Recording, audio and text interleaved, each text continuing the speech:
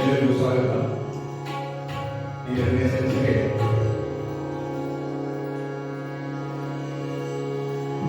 ಸಂಚಿಕೆಯ ಸಂಗೀತನ ಕಾರ್ಯಕ್ರಮಕ್ಕೆ ಎಲ್ಲರಿಗೂ ಸ್ವಾಗತ.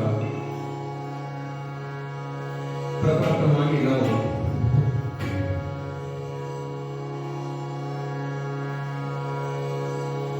ಭಾಗವತೋತ್ತಮರಾದಂತಹ ಎಲ್ಲ ದೇವಾನುದೇವತೆಗಳಿಗೆ ನಮಿಸುತ್ತಾ, ಹಾಗೆ ಎಲ್ಲ ಗುರು ಹಿರಿಯರಿಗೆ ನಮಿಸುತ್ತಾ, ಆಚಾರ್ಯ ಪಾದಗಳಿಗೆ ನಮಸ್ಕಾರ ಮಾಡುತ್ತಾ, ಸರ್ವೋತ್ತಮನಾದ ಜಗದ್ರಕ್ಷಕನಾದ ಶ್ರೀ ಹರಿಯನ್ನು ಧ್ಯಾನಿಸುತ್ತಾ ಇವತ್ತಿನ ಸಂಕೀರ್ತನೆ ಕಾರ್ಯಕ್ರಮವನ್ನು ಪ್ರಾರಂಭಿಸೋಣ. ಮೊದಲನೇದಾಗಿ ಎಲ್ಲರೂ ಸೇರಿ ಓಂಕಾರ ಮಾಡೋಣ.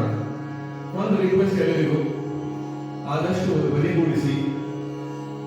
ಸಂಕೀರ್ತನೆ ಅಂತಂದ್ರೆ ಎಲ್ಲರೂ ಒಟ್ಟಿಗೆ ಹಾಡುವಂಥದ್ದು. ಸೊ ಆದಷ್ಟು ಎಲ್ಲಿ ನಿಮ್ಗೆ ಅನಿಸ್ತದೆ ಎಲ್ಲ ಧ್ವನಿಗೂಡಿಸಿ ನೀವು ಕೂಡ ಹಾಡಿನ ಜೊತೆಗೆ ಆ ಒಂದು ಆನಂದವೇ ಬೇರೆ. ಬರೀ ಕೇಳ್ಕೊಂಡು ಹೋಗುವಂತಹ ಆನಂದ ಬೇರೆ, ಧ್ವನಿಗೂಡಿಸಿ ಹಾಡುವಂತಹ ಆನಂದವೂ ಬೇರೆ. ಮತ್ತೆ ಧ್ವನಿಗೂಡಿಸಿ ಹಾಡುವಂತಹ ಆನಂದ ಬರೀ ಕೇಳೋದಕ್ಕಿಂತ ತುಂಬಾ ಮೇಲಿನದ್ದು. ಹಾಗಾಗಿ ದಯವಿಟ್ಟು ಎಲ್ಲರೂ ಧ್ವನಿಗೂಡಿಸಿ ಓಂಕಾರದಿಂದ ಪ್ರಾರಂಭ ಮಾಡೋಣ.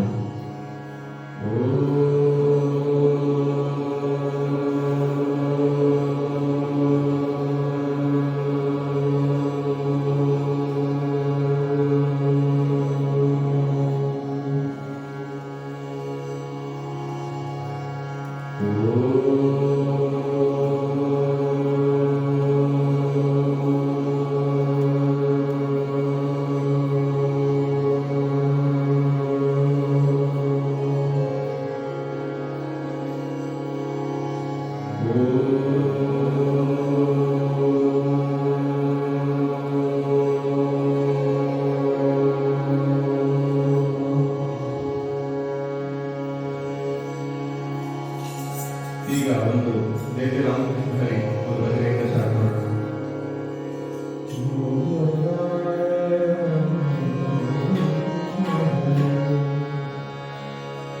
ಜಯ ಜಯ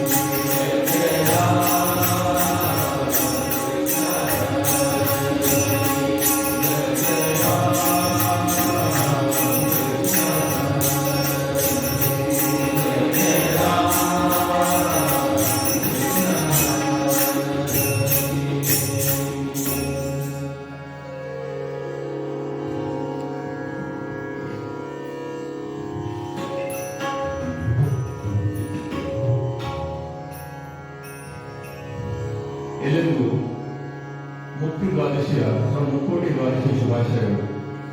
ಎಲ್ಲರಿಗೂ ಗೊತ್ತು, ನಿನ್ನೆ ವೈಕುಂಠ ಏಕಾದಶಿ ಇತ್ತು. ಎಲ್ಲರೂ ದರ್ಶನ ಹೋಗಿರಬಹುದು. ಎಷ್ಟು ಜನ ದರ್ಶನ ಹೋಗಿದ್ರಿ ನಿನ್ನೆ? ಎಲ್ಲರೂ ಹೋಗಿಲ್ಲ? ಹೌದು. ವೈಕುಂಠ ಏಕಾದಶಿಯ ಒಂದು ಮಹತ್ವ ಇದೆ.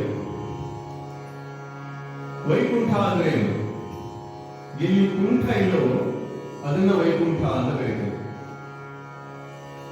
ಈ ಜಗತ್ತನ್ನ ನಾವು ಕುಂಠ ಲೋಕ ಅಂತ ಕರೀತೇವೆ. ಕುಂಠ ಲೋಕ ಅಂದ್ರೆ ನೀವು ಕನ್ನಡದಲ್ಲೂ ಕೇಳಿರ್ಬೋದಾ, ಭಾಷೆ ಯೂಸ್ ಆಗ್ತದೆ. ಕುಂಠಿತವಾಗಿದೆ, ಪ್ರಗತಿ ಕುಂಠಿತವಾಗಿದೆ ಅಂತ ಹೇಳ್ತೇವೆ. ಕುಂಠ ಅಂತಂದ್ರೆ ದೋಷ ಅಥವಾ ತೊಂದರೆಗಳು ಅಂತ ಅರ್ಥ. ಭಗವಂತ ಈ ಲೋಕವನ್ನು ದುಃಖಾಲಯಂ ಶಾಶ್ವತಂ ಅಂತ ಎಕ್ಸ್ಪ್ಲೇನ್ ಮಾಡ್ತಾನೆ ಭಗವದ್ಗೀತೆ. ಅದೇ ರೀತಿಯಾಗಿ ಭಗವಂತ ವೈಕುಂಠ ಲೋಕ ಹೇಗಿದೆ ಅಂತ ಕೂಡ ಭಗವದ್ಗೀತೆಯಲ್ಲಿ ಹೇಳ್ತಾನೆ. ನ ತದ್ಭಾಸಯತೆ ಸೂರ್ಯೋ ನ ಶಶಾಂಕೋ ನ ಪಾವಕಃ ಯದ್ಗತ್ವಾ ನಿವರ್ತಂತೆ ತದ್ಧಾಮಂ ಪರಮಂ ಮಮ. ನ ತದ್ಭಾಸಯತೆ ಸೂರ್ಯೋ ಅಂದ್ರೆ ವೈಕುಂಠ ಲೋಕದಲ್ಲಿ ಸೂರ್ಯನಿಲ್ಲ, ಸೆಲ್ಫ್ ಇಲ್ಯುಮಿನೇಟಿಂಗ್. ನ ಶಶಾಂಕೋ ನ ಪಾವಕಃ, ಶಶಾಂಕ ಅಂತಂದ್ರೆ ಚಂದ್ರ, ಚಂದ್ರನೂ ಇಲ್ಲ. ನ ಪಾವಕಃ ಅಂದ್ರೆ ಅಗ್ನಿ ಇಲ್ಲ, ಎಲೆಕ್ಟ್ರಿಸಿಟಿ ಇಲ್ಲ, ಏನೂ ಇಲ್ಲ. ಯದ್ಗತ್ವಾ ನಿವರ್ತಂತೆ, ಒಂದು ಸಲ ಹೋದವನು ಈ ಕುಂಠ ಲೋಕಕ್ಕೆ ಮತ್ತೆ ಬರುವುದಿಲ್ಲ ಅಂತ ಕೃಷ್ಣ ಹೇಳ್ತಾನೆ. ನಾವೆಲ್ಲ ನೀನೆಲ್ಲ ಹೋಗಿ ದೇವರ ಕೇಳ್ಕೊಂಡಿದ್ದೇವೆ, ಸಾಕಪ್ಪ ಇದು ಈ ಜಗತ್ತಿನಲ್ಲಿ ಸಾಕಾಗಿದೆ, ನಾವು ವೈಕುಂಠ ದ್ವಾರದಿಂದ ಬರ್ತೇವೆ, ನನ್ನನ್ನು ವೈಕುಂಠಕ್ಕೆ ಕರೆದು ಈ ಜನ್ಮದ ಕೆಲಸಗಳೆಲ್ಲ ಆದ್ಮೇಲೆ ಅಲ್ವಾ? ಅದೇ ರೀತಿಯಾಗಿ ದಾಸರು ಈ ಭಾವವನ್ನು ತುಂಬಾ ಚೆನ್ನಾಗಿ ಒಂದು ದಾಸರ ಪದದಲ್ಲಿ ಪುರಂದರದಾಸರು ಹೇಳ್ತಾರೆ. ನಾವು ಈ ಒಂದು ದಾಸರ ಪದದಿಂದ ಪ್ರಾರಂಭ ಮಾಡೋಣ. ಇವತ್ತು ಒಂದು ವಿಶೇಷ ದಿನವಾದ್ರಿಂದ ಯಾರು ವೈಕುಂಠ ಏಕಾದಶಿಯಲ್ಲಿ ವೈಕುಂಠ ದ್ವಾರದಿಂದ ಬಂದು ಮುಕ್ತಿ ಏಕಾದಶಿ ದಿನ ಬೆಳಗ್ಗೆ ಅವರ ಉಪವಾಸವನ್ನು ಬ್ರೇಕ್ ಮಾಡಿ ಅಥವಾ ಪಾಲನೆಯನ್ನು ಮಾಡಿ ಆ ದಿನ ಯಾರು ಸಂಕೀರ್ತನೆಯನ್ನು ಮಾಡ್ತಾರೋ ಅವರಿಗೆ ಮುಕ್ತಿ ಕಟ್ಟಿಟ್ಟ ಮುಕ್ತಿ ಅಂತ. ಸೊ ನಮಗೆಲ್ಲ ಇವತ್ತು ಅವಕಾಶ ಸಿಕ್ಕಿದೆ, ದ್ವಾದಶಿ ದಿನ, ಮುಕ್ತಿ ದ್ವಾದಶಿ ದಿನ ಸಂಕೀರ್ತನೆ ಮಾಡುವಂತಹ ಒಂದು ಅವಕಾಶ ಸಿಕ್ಕಿದೆ. ನಾವೆಲ್ಲ ಸೇರಿ ಸಂಕೀರ್ತನೆ ಮಾಡೋಣ. ನಿಮಗೆ ಸ್ಕ್ರೀನ್ ಮೇಲೆ ಕಾಣಿಸ್ತಾ ಇರುತ್ತೆ. ನಿಮ್ಗೆ ಆದಷ್ಟು ಅದನ್ನ ಫಾಲೋ ಮಾಡಿ, ಹಾಗೆ ಆದಷ್ಟು ಅದನ್ನು ಫಾಲೋ ಮಾಡಿ. ಮೊದಲಲ್ಲಿ ನಾನು ನಾಮಾವಳಿಗಳನ್ನು ಹೇಳ್ತೇನೆ, ದಯವಿಟ್ಟು ಅದನ್ನೆಲ್ಲ ರಿಪೀಟ್ ಮಾಡಬೇಕು ಅಂತ ಕೇಳ್ಬೋದು.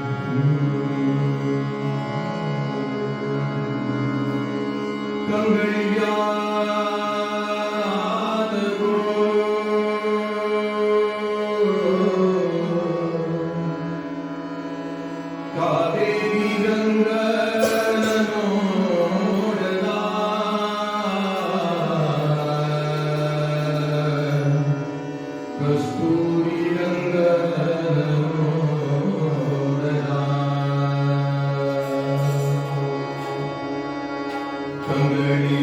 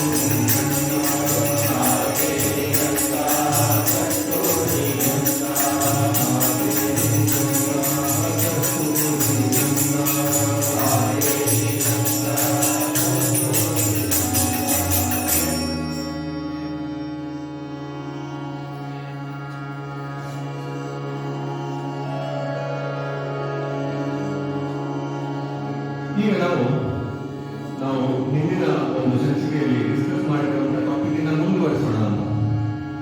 ಹಿಂದಿನ ಸಂಚಿಕೆಯಲ್ಲಿ ನಾವು ನಿಯತ ಕರ್ಮದ ಬಗ್ಗೆ ತಿಳ್ಕೊಂಡು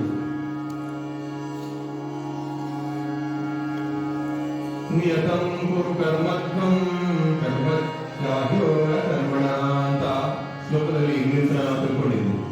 ಅಂದ್ರೆ ಯಾರು ನಿಯತ ಕರ್ಮದಲ್ಲಿ ಏನ್ ಬಂದಿರ್ತದೋ ಅದನ್ನ ನಾವು ಮಾಡಲೇಬೇಕು ಅಂತ. ಆದ್ರೆ ತುಂಬಾ ಸಲ ಕನ್ಫ್ಯೂಷನ್ ಆಗುತ್ತೆ. ನಿಯತ ಕರ್ಮ ಏನು, ಅದನ್ನ ಹೇಳೋರು ಯಾರು? ದಿನ ಬೆಳಗಾದ್ರೆ ಕನ್ಫ್ಯೂಸ್ ಮೈಂಡ್ ಅಲ್ಲಿ ಇರ್ತೇವೆ ನಾವು. ಏನೇ ಒಂದು ಕೆಲಸ ಮಾಡ್ಬೇಕಂದ್ರೂ ನಮ್ಗೆ ಯೋಚನೆ ಬರ್ತಾ ಇರುತ್ತೆ, ಇದು ಸರಿಯೋ ಅದು ಸರಿಯೋ ಅನ್ನುವಂತ ಒಂದು ಯೋಚನೆ ಬರ್ತಾ ಇರುತ್ತೆ. ಈ ದ್ವಂದ್ವಗಳು ಯಾವತ್ತೂ ನಮ್ಮ ತಲೆಯಲ್ಲಿ ಓಡ್ತಾನೆ ಇರ್ತವೆ. ಹಾಗಾದ್ರೆ ನಮಗೆ ನಿಯತ ಕರ್ಮ, ನನ್ನ ನಿಯತವಾದ ಕರ್ಮ ಏನು, ನಾನು ಏನ್ ಮಾಡ್ಬೇಕು ಇವತ್ತು ಅನ್ನೋದನ್ನ ಹೇಳೋದು ಯಾರು, ಅದನ್ನು ತಿಳಿಸೋದು ಯಾರು, ಅದು ಹೇಗೆ ಗೊತ್ತಾಗ್ತದೆ ಅನ್ನೋದನ್ನ ಭಗವಂತ ಭಗವದ್ಗೀತೆಯಲ್ಲಿ ಹೇಗೆ ಹೇಳಿದ್ದಾನೆ ಅಂತ ತಿಳ್ಕೊಳ್ಬೇಕು. ಒಂದು ಚಿಕ್ಕದಾದ ಕಥೆಯಿಂದ ಅದನ್ನ ಎಕ್ಸ್ಪ್ಲೇನ್ ಮಾಡಿ ಪ್ರಯತ್ನ ಮಾಡ್ತೇನೆ. ಒಬ್ಬ ತಂದೆ ಮಗ ಇರ್ತಾರೆ. ಇದು ಮಾಡರ್ನ್ ಕಥೆ, ಹಳೆ ಕಥೆ ಏನಲ್ಲ. ಇವರು ಬೆಂಗಳೂರಿನಂತಹ ಒಂದು ಶಹರದಲ್ಲೇ ಇರ್ತಾರೆ. ಒಂದು ದಿನ ತಂದೆ ಮಗನನ್ನ ತನ್ನ ಹುಟ್ಟೂರಿಗೆ ಒಂದು ಚಿಕ್ಕ ಅಲ್ಲಿ ಕರ್ಕೊಂಡು ಹೋಗ್ತಾನೆ. ಆ ಹುಟ್ಟೂರು ಹಳ್ಳಿ ಅಲ್ಲದ ಹಾಗೆ ಅಲ್ಲಿ ಭಯಂಕರವಾದ ದಟ್ಟವಾದ ಕಾಡುಗಳಿದೆ. ಮಗನನ್ನು ಕರ್ಕೊಂಡು ಹೋಗಿ ತೋರಿಸ್ತಾನೆ ಊರೆಲ್ಲ.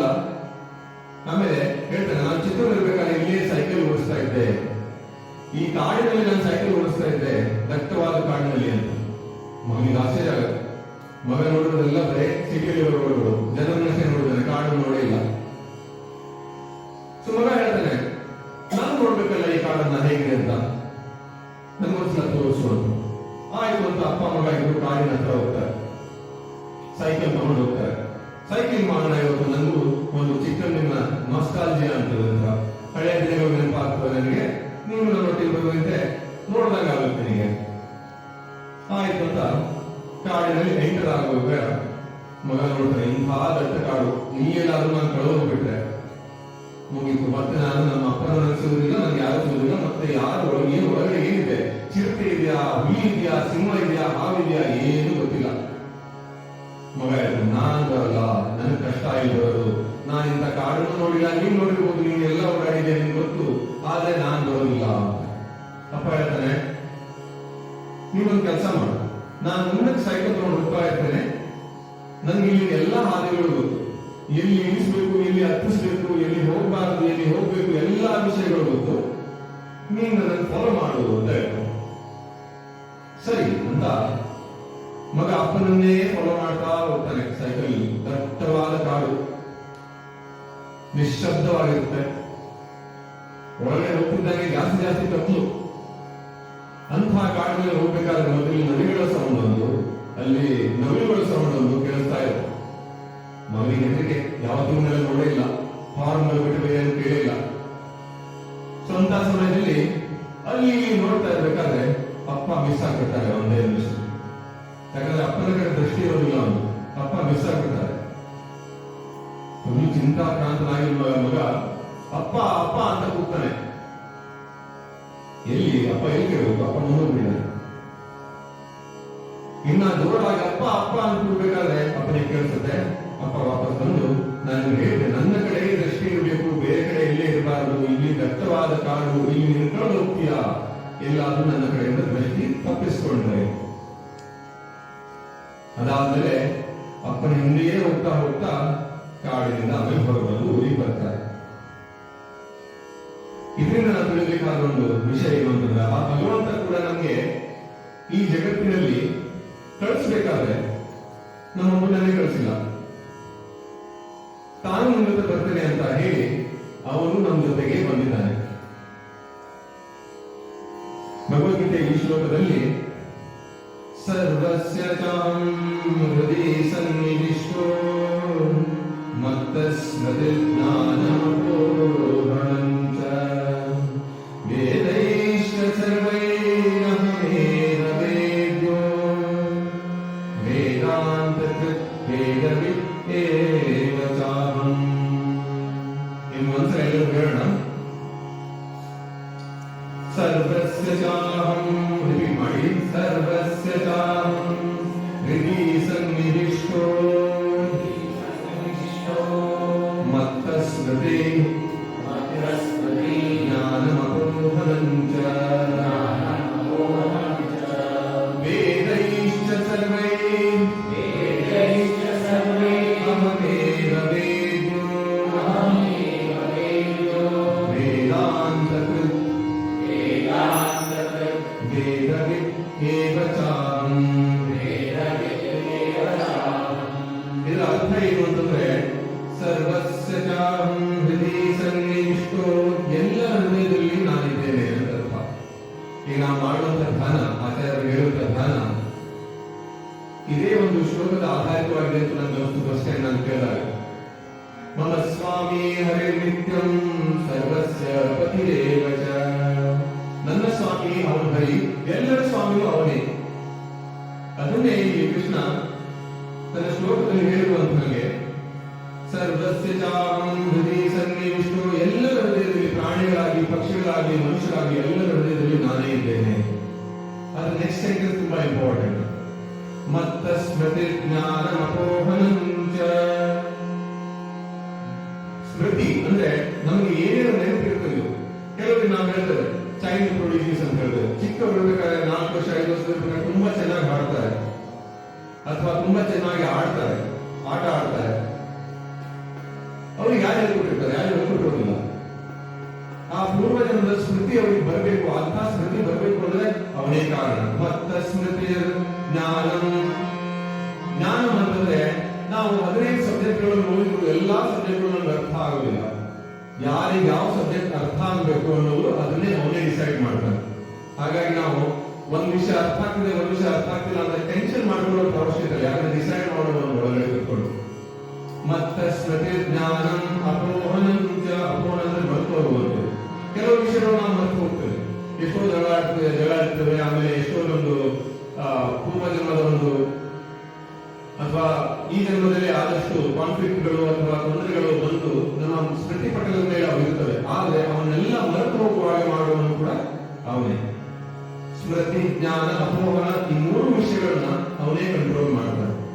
ಅದಾದ್ಮೇಲೆ ಹೇಳೋದು ಅಂತಂದ್ರೆ ವೇದೈಶ್ಚ ಸರ್ವೈರಹಮೇವ ವೇದ್ಯೋ, ಎಲ್ಲಾ ವೇದಗಳಿಂದ ತಿಳ್ಕೊಳ್ಬೇಕಾಗಿರೋದು ಅವನನ್ನೇ. ಯಾರನ್ನ? ಹೃದಯದಲ್ಲಿರುವಂತಹ ಪರಮಾತ್ಮನನ್ನ, ಅವನನ್ನೇ ತಿಳ್ಕೊಳ್ಬೇಕಾಗಿರುವಂತದ್ದು ಅಂತ ಭಗವಂತ ಹೇಳ್ತಾನೆ.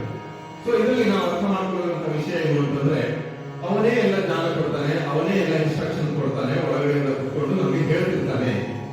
ಪ್ರಾಬ್ಲಮ್ ಅಂದ್ರೆ ನಮ್ಗೆ ಕೇಳಲಿಕ್ಕೆ ಆಗೋದಿಲ್ಲ, ನಮ್ಗೆ ಕೇಳಲಿಕ್ಕೆ ಬರೋದಿಲ್ಲ. ಅದನ್ನು ಹೇಗೆ ಕೇಳಬೇಕು ಅನ್ನೋದು ತಿಳ್ಕೊಳ್ಬೇಕು. ಭಗವಂತ ಭಗವದ್ಗೀತೆಯಲ್ಲಿ ಬುದ್ಧಿಮತಾಂ ಅಸ್ಮಿ ಅಂದ್ರೆ ನಾನು ಬುದ್ಧಿಯ ರೂಪದಲ್ಲಿ ಎಲ್ಲರಿಗೂ ಪ್ರಚೋದನೆ ಕೊಡ್ತೇನೆ ಅಂತ ಹೇಳ್ತಾರೆ. ಒಳಗಡೆಯಿಂದ ಅವನು ಕುತ್ಕೊಂಡು ನಮಗೆಲ್ಲ ಒಂದು ಪ್ರೇರಣೆಯನ್ನ ಬುದ್ಧಿಯ ರೂಪದಲ್ಲಿ ಕೊಡ್ತಾನೆ. ಹಾಗಾಗಿ ನಮ್ಗೆ ಬಂಧುಗಳು ಕೆಲವೊಮ್ಮೆ ಥ್ರೋಟ್ ಇನ್ಫೆಕ್ಷನ್ ಇರುತ್ತೆ. ಥ್ರೋಟ್ ಇನ್ಫೆಕ್ಷನ್ ಇದ್ದಾಗ ಡಾಕ್ಟರ್ ಹೋದಾಗ ಕರಿ ತಿಂಡಿ ತಿನ್ಬೇಡಿ ಅಂತ ಹೇಳ್ತಾರೆ. ಅದು ನಾವೇನ್ ಮಾಡ್ತೀವಿ? ಕರಿ ತಿಂಡಿ ನೋಡಿದ ತಕ್ಷಣ ದ್ವಂದ್ವದಲ್ಲಿ ಬೀಳ್ತೀವಿ. ಮನಸ್ಸು ಹೇಳ್ತೀವಿ ಏನಾಗಲ್ಲ, ತಿಂದ್ರೆ ಏನಾಗುತ್ತೆ. ಅದು ಬುದ್ಧಿ ಹೇಳ್ತಿರುತ್ತೆ ಬೇಡ, ನಿನ್ನ ಆರೋಗ್ಯ ಮುಖ್ಯವಾದದ್ದು, ಇದನ್ನ ಡಾಕ್ಟರ್ ತಿನ್ಬಾರದು ಅಂತ ಹೇಳಿದ್ದಾರೆ, ತಿನ್ಬಾರದು ಅಂತ. ಈ ದ್ವಂದ್ವದಲ್ಲಿ ಬೀಳ್ತದೆ. ಮನಸ್ಸು ಮತ್ತು ಬುದ್ಧಿಯ ಮಧ್ಯದಲ್ಲಿ ದ್ವಂದ್ವ ಆದಾಗ ಈ ಕನ್ಫ್ಯೂಷನ್ ಉಂಟಾಗುತ್ತೆ. ಮತ್ತೆ ಜಗತ್ತಿನಲ್ಲಿ ಸ್ಟ್ರೆಸ್ ಕಾರಣ ಒಂದೇ ಒಂದು ಕನ್ಫ್ಯೂಷನ್, ಬೇರೆ ಏನೂ ಇಲ್ಲ. ಮನುಷ್ಯನಿಗೆ ಕ್ಲಾರಿಟಿ ಅನ್ನೋದಿದ್ರೆ ಸ್ಟ್ರೆಸ್ ಯಾವಾಗಲೂ ಆಗುದಿಲ್ಲ. ಸ್ಟ್ರೆಸ್ ಕಾರಣ ಒಂದೇ ಒಂದು ಕನ್ಫ್ಯೂಷನ್. ಸೊ ಹಾಗಾಗಿ ಇದನ್ನ ನಾವು ಇನ್ನೊಂದು ಉದಾಹರಣೆ ಮೂಲಕ ಅರ್ಥ ಮಾಡ್ಕೊಳ್ಬಹುದು. ಈಗ ಭಗವಂತ ಬುದ್ಧಿಯ ಮೂಲಕ ಹೇಳೋದನ್ನು ತಿಳ್ಕೊಳ್ಳೋದು ಹೇಗೆ? ಆ ತಿಳ್ಕೊಳ್ಬೇಕು ಅಂತಂದ್ರೆ ಒಂದು ಪಾತ್ರೆಯಲ್ಲಿ ನೀರಿದೆ ಅಂತ ಇಮ್ಯಾಜಿನ್ ಮಾಡಿ. ದೊಡ್ಡ ಪಾತ್ರೆ, ಅದರಲ್ಲಿ ನೀರಿದೆ. ಅದರಲ್ಲಿ ಒಂದಿಷ್ಟು ಬಂಗಾರದ ನಾಣ್ಯಗಳಿವೆ. ಆ ಪಾತ್ರೆ ಒಂದು ಮರದ ಕೆಳಗಡೆ ಇದೆ. ಆ ಪಾತ್ರೆಯಲ್ಲಿ ನೀರಿದೆ, ಬಂಗಾರದ ನಾಣ್ಯಗಳು ಕೂಡ ಇದ್ದಾವೆ. ಮರದ ಕೆಳಗಡೆ ಇದ್ದು ಏನಾಗುತ್ತೆ? ಎಲೆಗಳು ಬೀಳ್ತವೆ, ಹಣ್ಣುಗಳು ಬೀಳ್ತವೆ, ಕಾಯಿಗಳು ಬೀಳ್ತವೆ, ಎಲ್ಲ ಒಳಗೆ ಕೊಳೆತು ಆ ಪಾತ್ರೆಯಲ್ಲಿ ನೀರು ಅಶುದ್ಧವಾಗ್ತದೆ. ಅದೇ ರೀತಿಯಾಗಿ ನಮ್ಮ ಮನಸ್ಸು ಕೂಡ ಸಾಕಷ್ಟು ಕಲ್ಮಶಗಳಿಂದ ಅಶುದ್ಧವಾಗಿದೆ. ನಾವು ಆ ಬುದ್ಧಿ ಎನ್ನುವಂತಹ ಒಂದು ಚಿನ್ನದ ನಾಣ್ಯಗಳು ನೋಡ್ಬೇಕು ಅಂದ್ರೆ ಫಸ್ಟ್ ಕೆಲಸ ಮಾಡಬೇಕಾಗಿರೋದು ಮನಸ್ಸನ್ನು ಶುದ್ಧ ಮಾಡಬೇಕಾಗಿರುವಂಥದ್ದು. ಆ ಮನಸ್ಸನ್ನು ಶುದ್ಧ ಹೇಗೆ ಮಾಡಬೇಕು? ಹರೇ ನಾಮೈವ ಕೇವಲಂ, ಹರೇ ನಾಮ ಹರೇ ನಾಮ ಹರೇ ನಾಮೈವ ಕೇವಲಂ, ಕಲೌ ನಾಸ್ತ್ಯೈವ ನಾಸ್ತ್ಯೈವ ನಾಸ್ತ್ಯೈವ ಗತಿರನ್ಯಥಾ.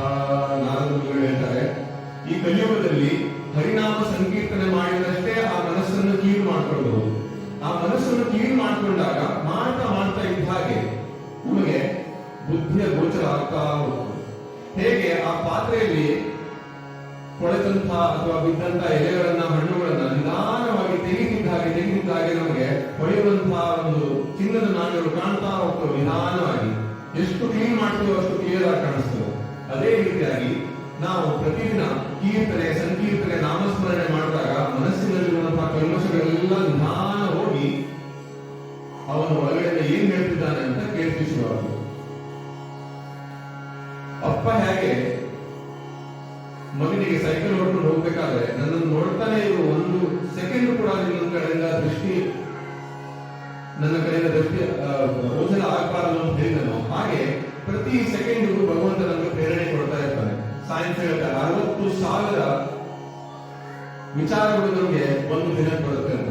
60,000 ಮಲ್ಕೊಳ್ಳುವಂತ ಟೈಮ್ ಬಿಟ್ಟರು ಕೂಡ ಲೆಕ್ಕ ಹಾಕಿದ್ರೆ ಒಂದು ಸೆಕೆಂಡಿಗೆ ಒಂದು ವಿಚಾರ ಬರುತ್ತೆ. ಎಲ್ಲಿಂದ ಬರುತ್ತೆ ವಿಚಾರ? ಆ ವಿಚಾರಕ್ಕೆ ಬಂದ ಶಕ್ತಿ ಎಷ್ಟು? ಆ ಒಂದು ವಿಚಾರ ಸಂಕಲ್ಪವಾಗಿ ಮಾರ್ಪಟ್ಟರೆ ಇಡೀ ಜಗತ್ತನ್ನೇ ಬದಲಾಯಿಸಬಹುದು. ಅಂತಹ ಶಕ್ತಿ ಇರುವಂತಹ ವಿಚಾರಗಳು ಒಂದೊಂದು ಸೆಕೆಂಡ್ ದೇವರು ಕೊಡ್ತಾನೆ ಇರ್ತಾರೆ. ಆ ಒಂದು ವೇ ಇದೆ, ಮನಸ್ಸಿನ ಮೂಲಕ ನೋಡುವಂತಹ ವೇ ಇಲ್ಲ, ನಮಗೆಲ್ಲವೂ ಕಲ್ಮಶವಾಗಿ ಕಾಣಿಸ್ತದೆ, ಕ್ಲಿಯರ್ ಆಗಿ ಕಾಣಿಸೋದಿಲ್ಲ. ಹಾಗಾಗಿ ನಮ್ಗೆ ಪ್ರತಿಯೊಂದು ಎಲ್ಲರೂ ನಾವು ಟ್ರೈ ಮಾಡ್ತಿರೋದು what is the purpose of life. ಎಲ್ಲೊಂದು discussion, what is the purpose of life. ಭಗವಂತ ಕ್ಲಿಯರ್ ಆಗಿದೆ, ನಾನೇ ಹೇಳ್ತೇನೆ ಪರ್ಪಸ್ ಆಫ್ ಲೈಫ್ ಏನು ಅಂತ. ಆದ್ರೆ ನೀನು ನನ್ನ ಕೇಳುವಂತವನಾಗು. ಕೇಳಿ ಏನ್ ಮಾಡಬೇಕು? ಪ್ರಪ್ರಥಮವಾಗಿ ನಾವು ಆ ಕಲ್ಮಶವನ್ನ, ಮನಸ್ಸಿನಲ್ಲಿರುವಂತಹ ಕಲ್ಮಶವನ್ನ ತೆಗಿಬೇಕು. ತೆಗಿಲಿಕ್ಕೆ ಒಂದೇ ಒಂದು ಮಾರ್ಗ ಹರಿನಾಮ ಸಂಕೀರ್ತನೆ.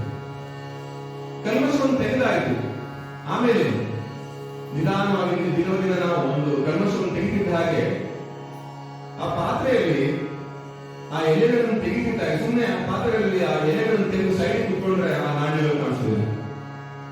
ಎಲೆಗಳನ್ನು ತೆಗೆಯುವಂತಹ ಕಾರ್ಯ ಮಾಡ್ತಾ ಇರಬೇಕು, ಅದರಲ್ಲಿ ಬೀಳಿಗೆ ನೋಡುವಂತಹ ಕಾರ್ಯವನ್ನು ಮಾಡ್ತಾ ಇರಬೇಕು.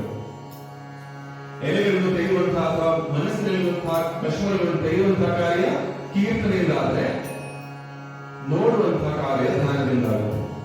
ನನ್ನ ಆಚಾರ್ಯ ಫಸ್ಟ್ ಟೈಮ್ ಡಿಸ್ಕಸ್ ಮಾಡಿದಾಗ ಬಂದ ತಕ್ಷಣ ಡಿಸ್ಕಸ್ ಮಾಡಿದಾಗ ಇದು ನನ್ನ ಹತ್ರ ಆಯೋಗ ದೇವರ ದಯೆಯಿಂದ, ಗುರುದೇವರ ಒಂದು ಕೃಪೆಯಿಂದ ಚಿಕ್ಕಂದಿನಿಂದಲೂ ನಾವು ಮನೆಯಲ್ಲಿ ಕೀರ್ತನೆ ಭಜನೆ ಮಾಡ್ತಾ ಇದ್ವಿ.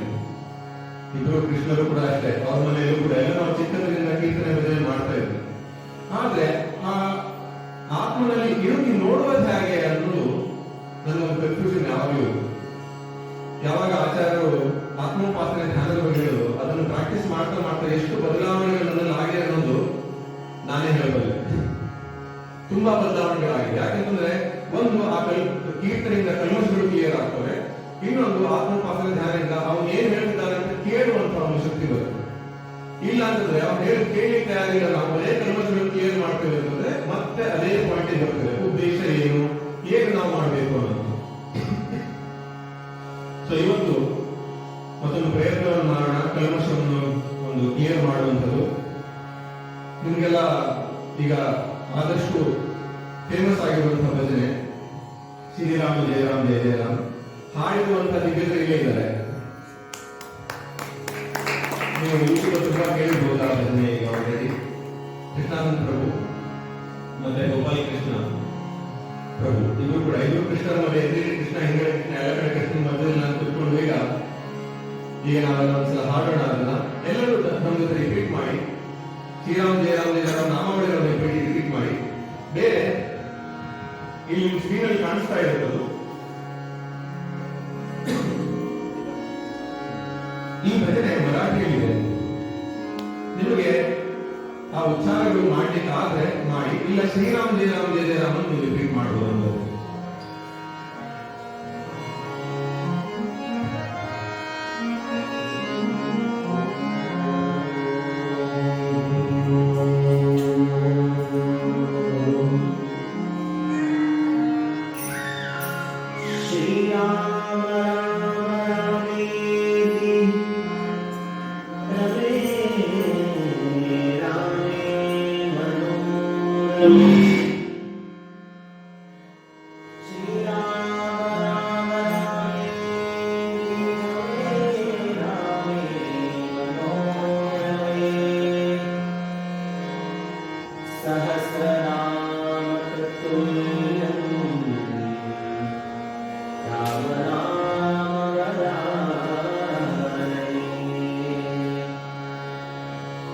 रामो राजमणि सदा विजयते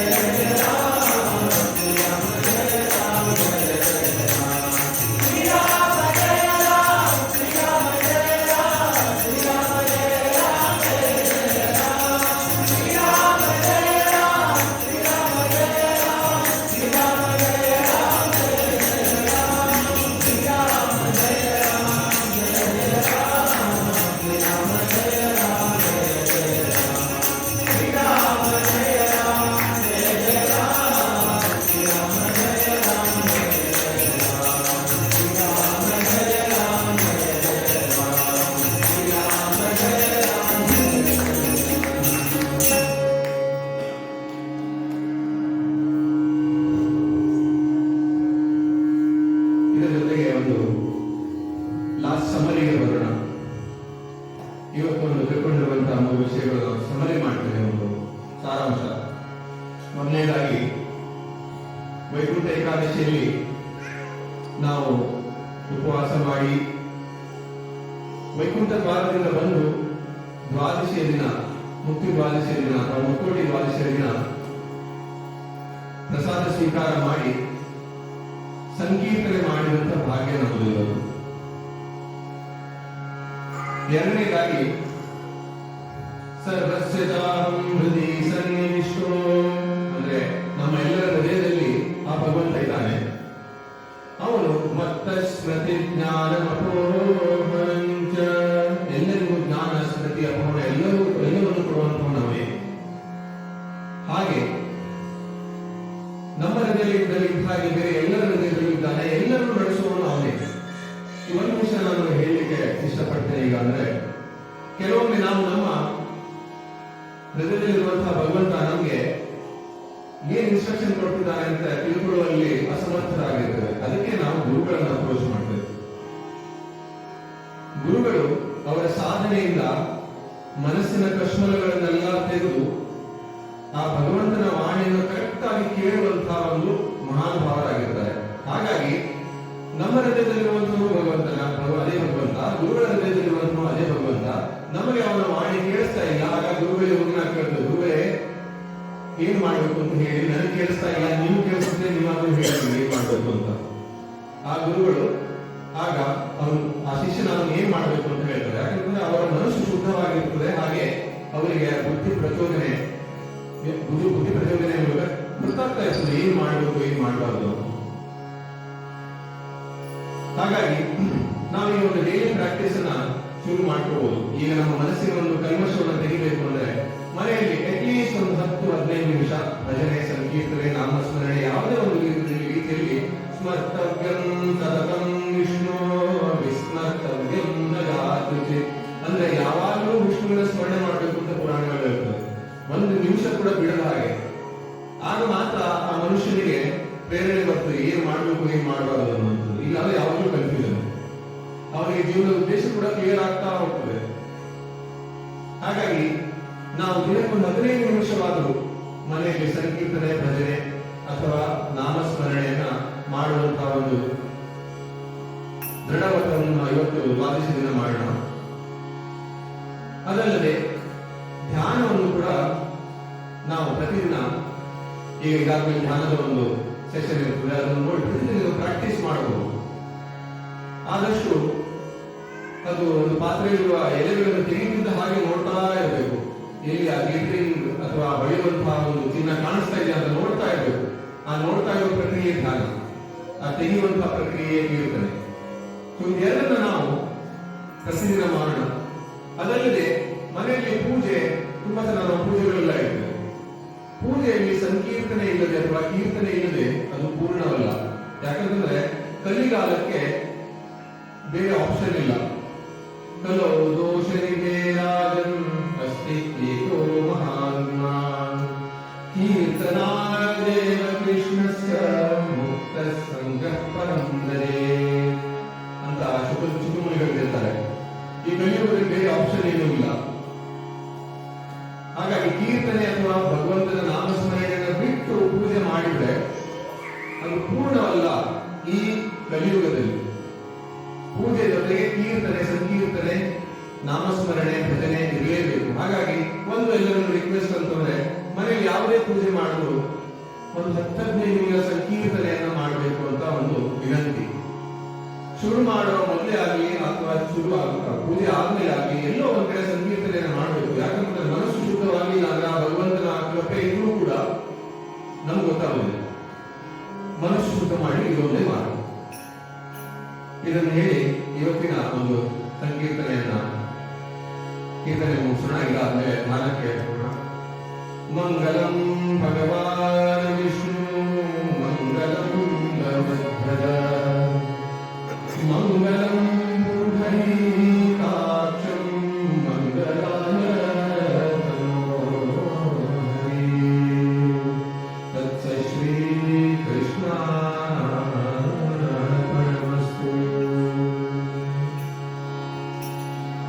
ವಿಶೇಷ ಧನ್ಯವಾದಗಳು ಕೃಷ್ಣಾನಂದ ಪ್ರಭು ಅವರಿಗೆ. ವೆಲ್ ನೋನ್ ಪಬ್ಲಿಸ್ಟ್, ತುಂಬ ಅವರ ಯೂಟ್ಯೂಬ್ ವಿಡಿಯೋ ತುಂಬ ನೋಡ್ಬೋದು. ಒಳ್ಳೊಳ್ಳೆ ದೊಡ್ಡ ದೊಡ್ಡ ಆರ್ಟಿಸ್ಟ್ ಜೊತೆ ಕೂಡ ಕಂಪನಿ ಮಾಡಿದ್ದಾರೆ. ಹಾಗೆ ಗೋಪಾಲಕೃಷ್ಣ ಪ್ರಭು ಅವರು ಅವರ ಹಾರ್ಮೋನಿಯಂ ಎಕ್ಸ್ಪರ್ಟೀಸ್ ನೀವು ಆಲ್ರೆಡಿ ನೋಡಿದ್ದೀರಾ, ಇನ್ನು ಮುಂದೆ ಕೂಡ ನೋಡ್ತೀರಾ. ಇನ್ನು ಮುಂದೆ ಕೂಡ ಅವರು ನಮ್ಮ ಜೊತೆಗೆ ಇರ್ತಾರೆ. ಹಾಗೆ ನಾವು ಈ ಸಂಕೇತವನ್ನು ಮುಂದುವರಿಸೋಣ. ಇಲ್ಲಿ ಕೇಳಿದ್ದನ್ನ ನಮ್ಮ ಹತ್ರ ಆದಷ್ಟು ಎಷ್ಟಾಗುತ್ತೋ ಅಷ್ಟನ್ನು ನಾವು ಜೀವನದಲ್ಲಿ ಅಳವಡಿಸಿಕೊಳ್ಳೋಣ. ಅದೇ ಈ ಸತ್ಸಂಗದ ಉದ್ದೇಶ. ಇದು ಎಂಟರ್ಟೈನ್ಮೆಂಟ್ ಆಗದೆ, ಮನೋರಂಜನೆ ಆಗದೆ, ಆತ್ಮರಂಜನೆ ಆಗಲಿ ಅಂತ ಹೇಳ್ತಾ ಎಲ್ಲರಿಗೂ ನಮಸ್ಕರಿಸ್ತಾ ಧನ್ಯವಾದಗಳು.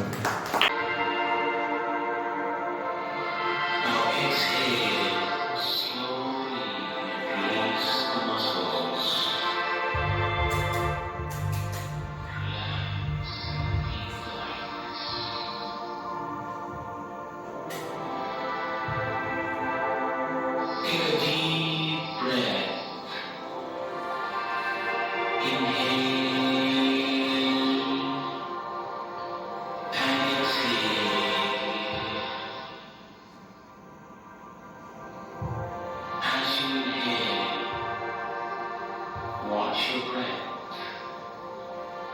and as you exhale, watch your breath again. Continue with this deep breathing for 5 times. Inhale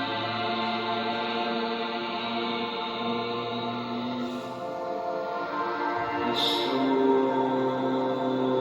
exhale.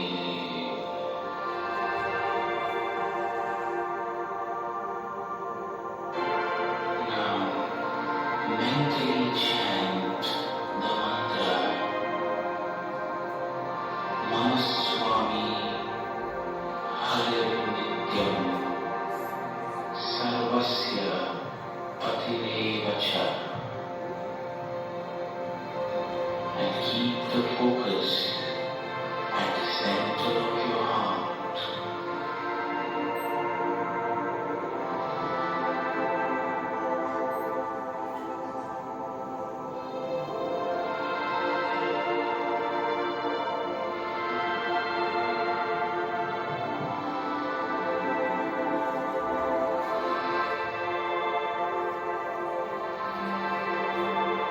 The Supreme God, the indweller of all souls, is Atman. He is my Swami, or my Master. He is the Master of all my friends, all my enemies, and everyone who is around me. He is completely independent. Visualize His presence in your heart and visualize your true Master in Him. Everyone else are His dasas or devout servants who are completely dependent on Him for their very existence, knowledge, and action.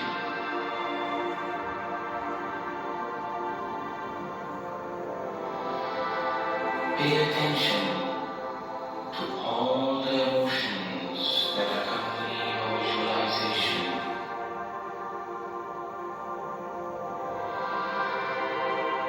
With this thought in mind that you are His servant and He is your Master, chant the mantra Manaswami Harir Nityam Sarvasya Patirevacha. He is not only your Master, but also the Master of everyone else. Keep chanting Manaswami Harir Nityam Sarvasya Patirevacha.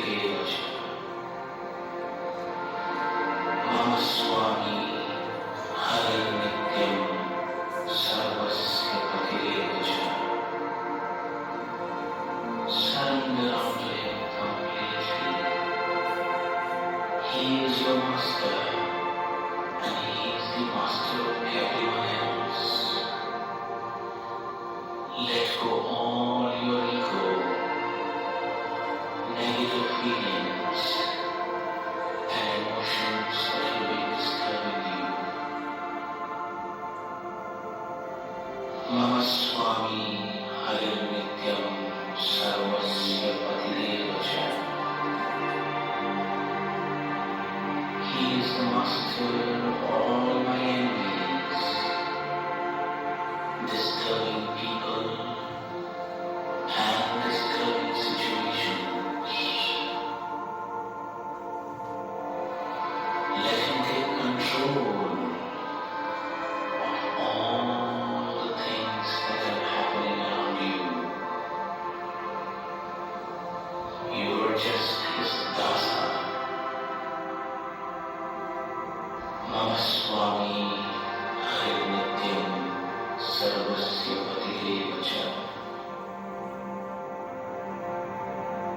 Mama Swami Harir Nityam Sarvasya Patideva Cha.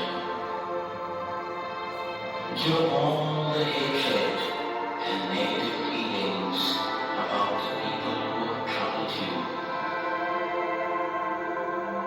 who have disturbed you, let the Lord take control of them as He is their true master. Relieve yourself from the clutches of negative thoughts.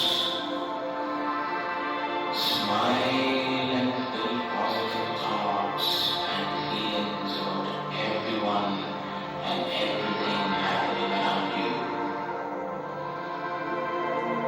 Mama Swami Harir Nityam Sarvasya Patideva Cha.